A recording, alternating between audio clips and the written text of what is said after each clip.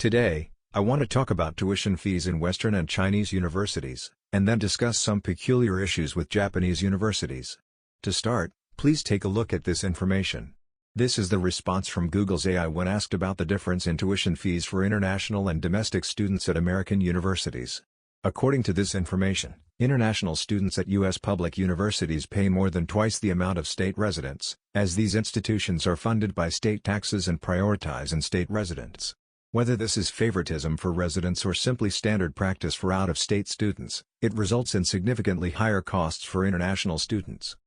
This trend isn't exclusive to the U.S. In an article by a Mr. Kamise on Shinchosha's website, we learn that international students pay around 2.8 times as much as residents in the U.S., 3.8 times in Australia, 4 times in Canada, and between 2.9 to 4.1 times at Oxford and 2.4 to 6.3 times at Cambridge in the UK. International tuition is set notably high.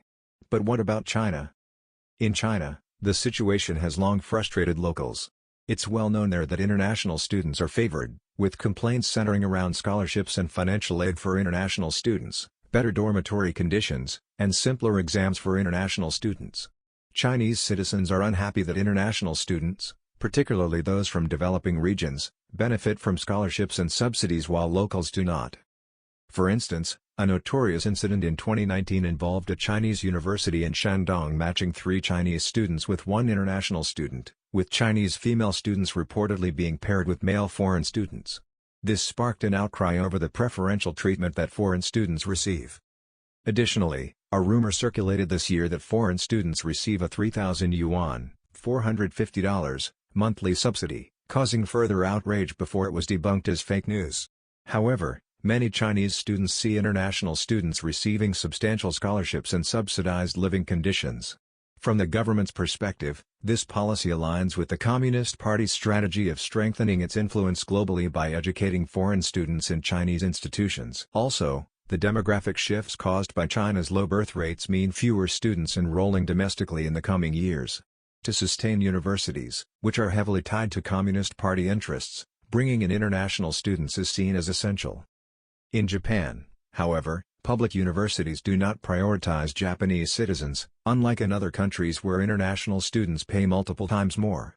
For example, although international enrollment at the University of Tokyo is currently about 2%, the university has set a goal to increase this to 30% in the coming years.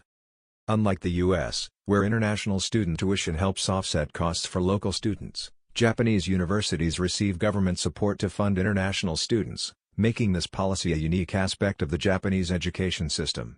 Given Japan's declining birth rate, universities face similar demographic challenges.